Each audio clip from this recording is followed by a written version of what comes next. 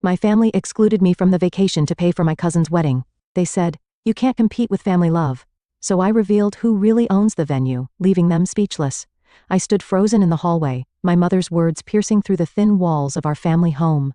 "It's just Natasha. She'll understand if we cancel the vacation. She always does."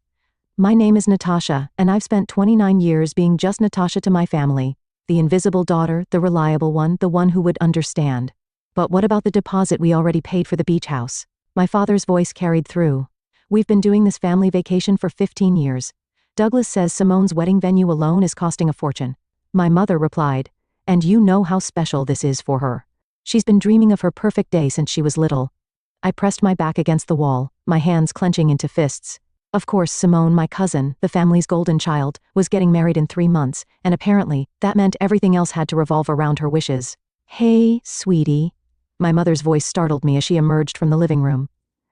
"I didn't hear you come in. You never do," I muttered under my breath. "What was that?" "Nothing." I forced a smile. "Just stop by to drop off those family photos you wanted for Simone's wedding slideshow." My mother's face lit up. "Oh, perfect. Simone will be so pleased. She's been stressed about getting everything together. The venue is gorgeous, but it's really stretching everyone thin. So thin that we're canceling the annual vacation?" The words tumbled out before I could stop them. Her expression fell. "Oh, you heard that? Kinda hard not to. Honey, you know how important this is for Simone, and you're so good with money. Always saving, unlike some people." She gave me that look, the one that suggested I should be grateful for my sensible nature even though it was the very thing that made them take me for granted. My phone buzzed. A text from Rosalie. "Still on for drinks?" "I have to go," I said, already heading for the door. "Meeting Rosalie." "Wait, Natasha," my father called out, appearing in the hallway. "We should talk about this." "Nothing to talk about. I understand. I always do, right?"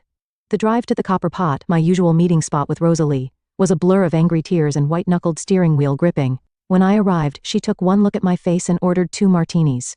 "Spill," she commanded, sliding one glass toward me. "They're canceling the family vacation to help pay for Simone's wedding," I said, taking a long sip. 15 years of tradition, gone, because Princess Simone needs the perfect venue. Rosalie's eyes widened. "The Bellamy estate? That's where she's having it, right?" I nodded, a bitter laugh escaping my lips. "The irony is killing me, Roz. Are you going to tell them?" "Tell them what? That their invisible daughter actually owns the venue they're breaking the bank to rent?" I shook my head. "They don't even know about my business partnership with Caleb. They think I'm still just pushing papers at that accounting firm." My phone buzzed again. "Caleb this time, contract's ready for Simone's wedding. Need your signature. Weird signing a venue contract for your own cousin. You know?" Rosalie said slowly, stirring her martini. "You could just tell them no, it's your venue, and prove them right about being the family disappointment." "No thanks." I took another sip, an idea forming in my mind. "But maybe there's another way?"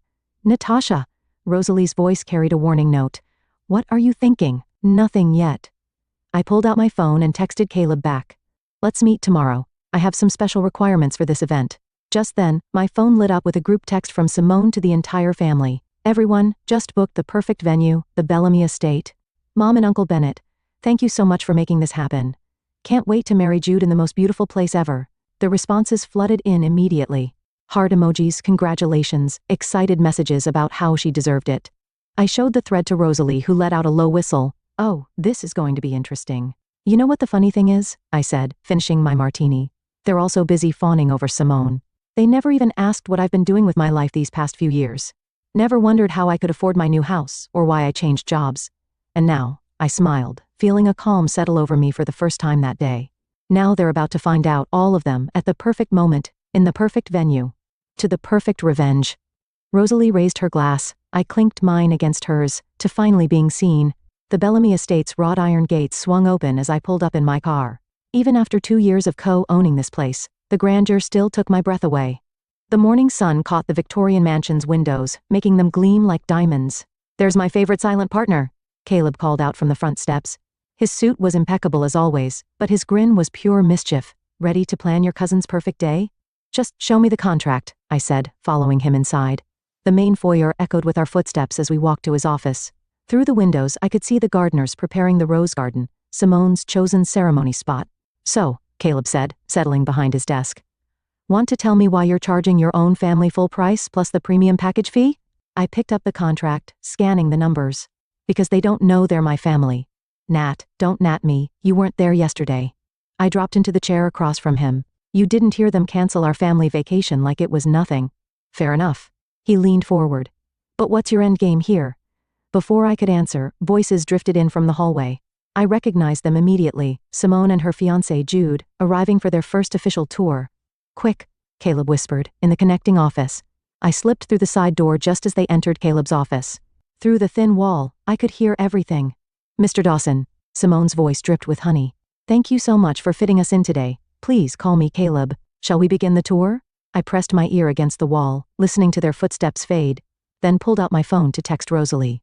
At the venue, S is here for her tour. Hide and seek like I'm 12 again. Her response was instant.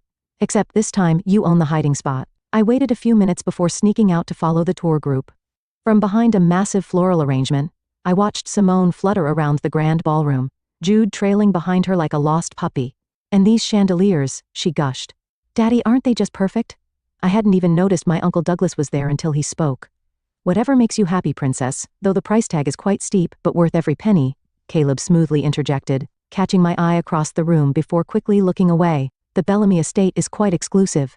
Speaking of exclusive, Simone said, I heard the mysterious owner never shows up to events. Is that true?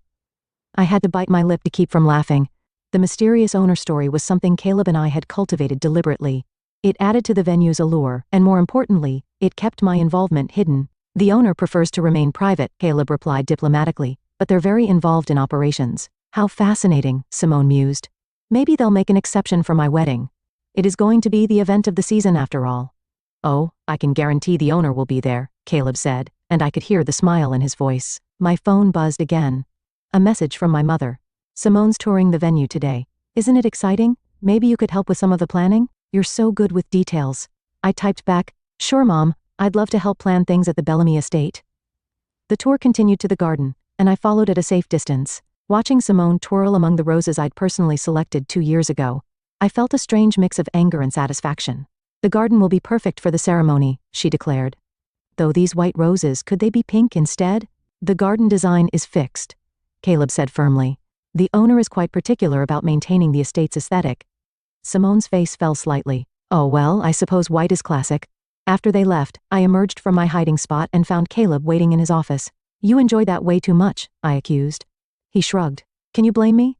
It's not every day I get to play double agent. His expression turned serious. But Natasha, are you sure about this? Once you reveal yourself at the wedding, I've spent my whole life being invisible to them, I said, picking up the contract. Always in Simone's shadow, always just Natasha. Well, now I own her perfect day, and when the time comes, they'll finally see me. Your signature then? He held out a pen. I signed with a flourish, feeling the weight of years of silence in that single action. Let the show begin, I murmured, handing him back the contract. Indeed. He filed it away carefully. Though I have to ask, what are you going to wear to the wedding? I smiled. Something unforgettable. You're going to give your mother a heart attack, Rosalie said, watching me flip through the racks at Nordstrom. A red dress to a wedding? Not just any red dress. I pulled out a sleek floor-length number with a dramatic back, the perfect red dress. The same shade as the Bellamy estate's signature carpets, I notice. Pure coincidence, I said innocently, heading to the fitting room. My phone rang. Mom again. 3rd time today. I let it go to voicemail. You can't avoid them forever, Rosalie called through the fitting room door. The wedding's in 8 weeks, watch me. I stepped out in the dress, and Rosalie's jaw dropped. Okay, that's wow. You look like you own the place, which you actually do. Miss Rivera? A sales associate approached with a concerned look. Your mother's on the store phone. She says it's urgent. I sighed, taking the phone. Hi, Mom. Natasha, why aren't you answering your cell? We have an emergency. Simone's crying. What happened? The wedding planner quit. Something about creative differences. Please, we need your help. You're so organized, and you know how important this is to Simone. I caught Rosalie's eye in the mirror, and she shook her head in warning. Where are you now? I asked. At the venue. Mr. Dawson is being very accommodating, but I'll be there in 30 minutes. I hung up and quickly changed back into my clothes, purchasing the red dress before Rosalie could talk me out of it. This is a bad idea, she said as we left the store. You're getting too close to the fire. Sometimes you have to get burned to rise from the ashes. That's both dramatic and concerning. The Bellamy estate was chaos when I arrived. Simone sat in the grand hall, mascara running down her face, while my mother hovered anxiously. Caleb stood to the side, maintaining his professional facade, despite the obvious amusement in his eyes. Thank God you're here. Mom rushed over. We need someone who can take charge. What exactly happened? I asked, watching Simone dab at her eyes with an embroidered handkerchief. She wanted to change everything. Simone wailed. The flowers, the timing, the table arrangements. She said my vision was tacky. Caleb coughed suddenly, covering what sounded suspiciously like a laugh. I can help, I said carefully. But you'll need to work with the venue's requirements. Of course, Mom said quickly. Mr. Dawson has been very clear about the owner's specifications. The owner, Simone sniffed. Who is this person anyway, so controlling about their precious venue? I felt Caleb's eyes on me as I replied. Someone who knows exactly what they want, I guess. Just then, my father and Uncle Douglas walked in, deep in conversation. Had to take out a second mortgage, Douglas was saying. But it's worth it for my little girl's special day. They stopped short when they saw me. Natasha? Dad looked surprised. What are you doing here? Helping, Mom jumped in. She's going to coordinate the wedding now that horrible planner is gone. You? Simone's tone made the single word feel like a slap. But you've never even been to a proper wedding. I've been to plenty, I said evenly, including 3 here at the Bellamy estate. How would you know that? Mom asked. I follow their social media, I lied smoothly, very closely. Well, Douglas said, clearly skeptical, as long as you understand this needs to be perfect. Money's no object. Except for family vacations, I muttered. What was that? Nothing. Just making notes. I pulled out my phone, pretending to type. Why don't we start with the basics? For the next hour, I listened to Simone's increasingly elaborate demands, knowing full well which ones would be quietly denied by the mysterious owner. Caleb occasionally caught my eye, his subtle head shakes or nods guiding my responses. And for the entrance, Simone was saying, I want doves released as I come down the grand staircase. No live animals, Caleb and I said simultaneously. Everyone stared at us. I quickly added, I've read that's one of the venue's policies. Correct, Caleb confirmed smoothly. Owner's orders. This is impossible. Simone stood up dramatically. Everything I want is either against policy or not allowed. Who is this owner? I demand to speak to them. Careful what you wish for, I whispered, too quietly for anyone to hear. The owner's decisions are final, Caleb stated firmly. But I assure you, Miss Rivera, your wedding will be unforgettable. Looking at my family, my oblivious self-absorbed family, I couldn't help but smile. Yes, I agreed. It certainly will be. The florist needs your signature on this, Caleb said, sliding a paper across his desk. And before you ask, yes, Simone already tried to change the arrangements 3 times this morning. I signed the form without looking. 6 weeks until the wedding, and I'd somehow become both the invisible coordinator and the secret venue owner blocking all of Simone's improvements. She called again about painting the gazebo pink. He added, let me guess, for aesthetic harmony? Actually, she said it would pop better in photos. The door burst open, and Simone swept in, followed by her ever-present entourage. My mother, her mother, and bridesmaids I'd never met. Oh, she stopped short. Natasha, what are you doing in Mr. Dawson's office? Going over the flower arrangements, I said, sliding the paper into a folder. Everything's on schedule. Speaking of schedule, Simone's eyes narrowed. Why wasn't I informed about the meeting with the florist? Because there wasn't one. Caleb intervened smoothly. Just routine paperwork. Now what can I help you ladies with? The owner, Simone declared. We brought champagne. I thought perhaps we could persuade them to join us for a toast. I caught Caleb fighting back a smile. I'm afraid they're not available. Are they ever available? Simone's mother asked. It's rather rude, isn't it, considering how much we're paying? My mother nodded in agreement. And after we canceled our vacation to afford this place. Mom, I warned, but she continued. The least they could do is meet with us once, unless she looked around conspiratorially. Are they some kind of celebrity? Is that why they're so secretive? The owner values their privacy, Caleb said diplomatically. But I assure you, they're very involved in ensuring every event here is perfect. Well, I think it's suspicious, Simone announced. Daddy says only people with something to hide act this mysterious. I stood up abruptly. I need some air. Oh, while you're up, Simone called after me. Could you check on the table linens? The sample they sent over was completely wrong. I walked out without responding, heading for my favorite spot, the hidden alcove in the library. To my surprise, Jude was there, staring out the window. Sorry, I said, turning to leave. No. Wait. He looked exhausted. Can we talk? Actually talk? I hesitated, then sat in the window seat across from him. What's on your mind? Is this normal? He gestured vaguely. This? The wedding drama? The money, the demands, the way everyone walks on eggshells around Simone. He ran a hand through his hair. Yesterday she cried for 3 hours because the shade of pink on the menus was wrong. And you're just noticing this now? I guess I never saw this side of her before, or maybe I didn't want to. He looked at me directly.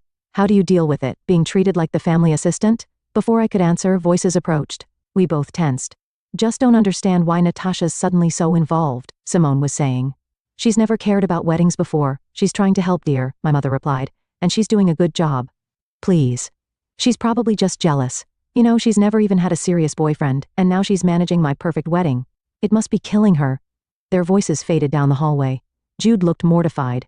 He stood awkwardly. Go. I finished for him. Your fiancé's waiting. After he left, I pulled out my phone and texted Rosalie, need drinks now. An hour later, I was at our usual spot, recounting everything to Rosalie. So even the groom is having doubts, she mused. This just keeps getting better. I almost told him right there, I admitted, about owning the venue. Why didn't you? Because I stirred my drink. Because when I do tell them, I want everyone to know at once. I want to see all their faces when they realize that just Natasha owns the place they mortgaged their house to afford. Speaking of which, Rosalie leaned forward. Have you figured out exactly how you're going to do it? Actually, yes. I pulled out my phone and showed her the wedding schedule. See this spot here, where Simone insisted on having the owner thanked publicly? Oh no. Oh yes. I'll be introduced as the venue owner right after their first dance in my perfect red dress. You're evil. Rosalie grinned. I love it. My phone buzzed with a text from Caleb. Simone's demanding to speak to the owner again. Says she'll go to the media about our suspicious behavior if we don't comply. I showed Rosalie the message. Looks like my cousin's about to learn a valuable lesson about being careful what you wish for. To the mysterious owner, Rosalie raised her glass. To perfect timing. I clinked mine against hers, feeling the pieces of my plan falling perfectly into place. You're doing what? Caleb nearly spat out his coffee. At the wedding reception? It's poetic justice, I said, straightening a centerpiece on one of the sample tables. She wanted to meet the owner so badly. Natasha, this is a nuclear option. Have you really thought this through? Before I could answer, my father's voice echoed through the ballroom. There you are. I spun around to find him walking toward us, looking unusually serious. Dad, what are you doing here? Mr. Dawson, he nodded to Caleb. Mind if I borrow my daughter for a moment? Caleb excused himself, shooting me a meaningful look as he left. Something wrong? I asked, continuing to adjust flowers. That's what I wanted to ask you. Dad pulled out a chair and sat down. Your mother's worried. Says you've been distant, sarcastic, more than usual. I'm fine. Are you? Because I remember a time when you used to tell me things. He picked up one of the place cards, like why you're really helping with this wedding. I froze. What do you mean? Come on, Natasha. You've hated event planning since that disastrous Sweet 16 party Simone made you organize. That was different. I was 17, and she blamed me when the DJ played the wrong song for her grand entrance. Exactly. So why put yourself through this again? I met his eyes. Maybe I've grown up. Maybe I'm better at handling things now. Or maybe you're planning something. The accusation hung in the air between us. For a moment, I considered telling him everything, about the venue, about the years of feeling invisible, about the revenge I'd carefully orchestrated. Instead, I said, I'm just trying to help the family. The family, he repeated slowly. The same family that canceled our vacation? Don't think I didn't notice how that hurt you. Did you? I couldn't keep the bitterness from my voice because you seemed pretty okay with it at the time. I wasn't. But sometimes we make sacrifices for family. Some of us more than others, apparently. He stood up, straightening his jacket. Whatever you're planning, Natasha, and don't tell me you're not planning something, just remember that some bells can't be unrung. Is that supposed to be advice or a warning? Both, maybe. He headed for the door, then paused. You know, you remind me more of your mother every day. Mom? The eternal peacekeeper? No. He smiled sadly. The woman who once set her sister's car on fire because she stole her prom date. Ask her about it sometime. He left me standing there, mind reeling. Caleb reappeared almost immediately. Everything okay? I think my dad just tried to warn me about myself, I said, still processing, while simultaneously telling me I'm like my mother, who apparently has a secret arsonist past. My phone buzzed, a text from Simone. Emergency meeting at the venue now. Bring the color swatches. Duty calls? Caleb asked, reading over my shoulder. When doesn't it? I found Simone in the bridal suite, surrounded by fabric samples and looking like she'd been crying. Finally, she exclaimed. Look at this. The bridesmaids' dresses don't match the exact shade of the table runners. I picked up both items. They were identical. Simone, these are the same color. No, they're not. This is Blush Dream and this is Dawn's First Light. They're completely different. They're both pink. This is why you're single, she snapped. No attention to detail, no romance in your soul. I counted to 10 silently. What do you want me to do about it? Fix it. Talk to the owner. Make them change the runners. The runners were custom made months ago. They're not changing them 4 weeks before the wedding. God, whose side are you on? She threw a fabric swatch across the room. Ever since we were kids, you've been trying to ruin my special moments. Excuse me? Like my sweet 16, you hired that terrible DJ on purpose. I was 17 and working with the budget you gave me. See? Always excuses with you, never taking responsibility. She stood up, mascara streaking down her cheeks. Well, you're not ruining my wedding. I want to speak to the owner today. Careful what you wish for, I muttered. What? Nothing. I'll talk to Caleb. As I left the bridal suite, I pulled out my phone and texted Rosalie. Dad knows something's up. Simone's having a meltdown. Mom apparently has a secret bad girl past. Still want to be my witness when I blow this whole thing up? Her response was immediate. Wouldn't miss it for the world. I smiled, tucking my phone away. 4 weeks to go and the fuse was already lit. The red dress is too much, my mother said, barging into my house unannounced. You need to return it. I looked up from my laptop, where I'd been reviewing the wedding timeline. 2 weeks to go. Hello to you too, Mom. Please come in. She waved a hand dismissively. Simone saw it in your car when you were at the venue yesterday. She's upset. Why? Because I'm not wearing beige like all the other cousins? Because it's attention-seeking. She sat down heavily on my couch. And you know how important this day is to her? Right. Important enough to cancel our family vacation. Are you still on about that? She sighed. You know, I came here to tell you something else, but now I'm not sure I should. What is it? Your father thinks you're up to something. She leaned forward. He says you're acting like I used to. You mean before you set Aunt Linda's car on fire? Her face went pale. He told you about that? Just the headline, not the story. I closed my laptop. Care to fill in the details? That was different, she said quickly. Linda had been. She always took everything from me. My clothes, my friends, my dates. The prom was just the last straw. Sounds familiar. What's that supposed to mean? Nothing. I stood up. I need to get to the venue. Final walkthrough today. Natasha? Her voice stopped me. Whatever you're planning, just remember that family is all we have. Is it? Because lately it feels like Simone is all this family has. I left her sitting there and drove to the Bellamy estate where I found Caleb pacing in his office. We have a problem, he said as soon as I walked in. When don't we? Simone's father is threatening to sue. That stopped me. What? He's demanding to meet the owner, claiming we've breached contract by being unavailable for consultation. He handed me a letter. Says he'll take legal action if the owner doesn't attend the rehearsal dinner. Well, I smiled grimly. Looks like they'll get their wish a few days early. Natasha, no. We can handle this legally. I'm done hiding, Caleb. I picked up the wedding timeline from his desk. Move my reveal to the rehearsal dinner, right after the toasts. Are you sure about this? Before I could answer, voices approached. We both recognized them, Simone and Jude arguing. I can't believe you're taking their side. Simone's voice carried through the door. I'm not taking sides, I'm just saying, maybe we should focus on getting married instead of fighting with the venue that's ruining everything. God, you're as bad as Natasha. I opened Caleb's office door, making them both jump. Speaking of me, I said coolly, the final walkthrough is scheduled for now. Shall we? The next hour was excruciating. Simone critiqued everything, while Jude looked increasingly uncomfortable. When we reached the grand staircase, she turned to me. The runner needs to be wider. Tell the owner. The runner is standard width, I replied. Tell the owner. Fine. I pulled out my phone and pretended to type. Done. Just like that? She looked suspicious. You have direct access to them? I have my ways. You know who it is, don't you? She grabbed my arm. Tell me. Simone, Jude warned. No, I want to know. Everyone's been blocking me at every turn, and somehow my nobody cousin has all the answers. Careful? I said quietly, removing her hand from my arm. Or what? You'll tell the mysterious owner on me? She laughed bitterly. You know what? I bet there is no owner. I bet this is all some elaborate scam. My phone buzzed. A text from Mom, coming to the walkthrough, need to talk to you. Perfect, more witnesses. The owner is very real, I said, my voice steady. And you'll meet them at the rehearsal dinner. Simone's eyes widened. What? How did you arrange that? Let's just say I can be very persuasive. I knew it. She clapped her hands. Finally, I have so many changes to discuss with them. I'm sure you do. I checked my watch. Now, if you'll excuse me, I need to prepare some paperwork for the owner. As I walked away, I heard Jude ask quietly, Are you sure you want to meet them? Something feels off about this. Don't be ridiculous, Simone replied. What's the worst that could happen? I smiled to myself, heading back to Caleb's office. The stage was set, the players were in position, and in 48 hours, they'd all learn exactly what happens when you push the quiet one too far. The rehearsal dinner buzzed with anticipation. I stood in Caleb's office, adjusting my red dress one last time. Ready? Rosalie asked, handing me a glass of water. I've been ready for years. A knock at the door. Caleb entered, looking sharp in his suit. Everyone seated. Your family's wondering where you are. Let them wonder. I checked my lipstick, for about 5 more minutes. Natasha, he hesitated. Last chance to back out. Not a chance. I handed him the folder containing proof of ownership. Do your introduction exactly as we planned. The dining room fell silent as Caleb approached the microphone. I watched from the doorway as he tapped his glass.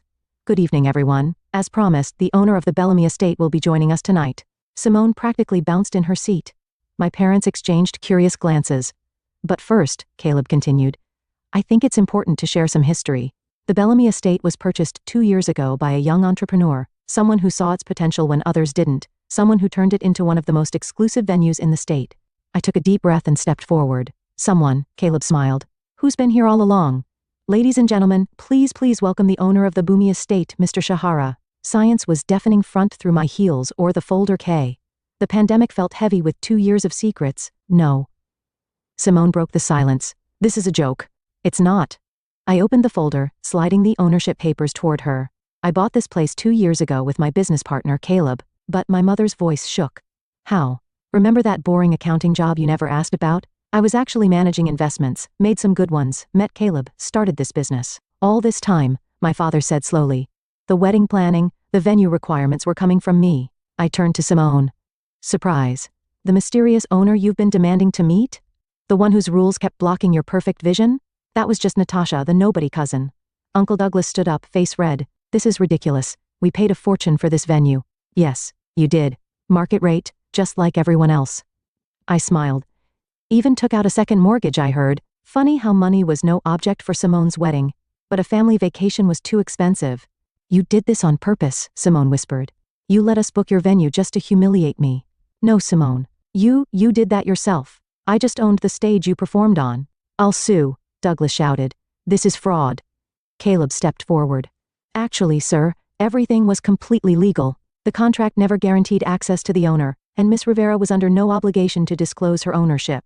Jude stood up suddenly. I need some air. Jude, wait, Simone called after him. But he was already gone. My mother started crying. Why didn't you tell us? Would you have listened? I asked quietly. When have you ever really listened to me? This is just like the car incident, my father muttered. What car incident? Uncle Douglas demanded. Nothing, Mom snapped.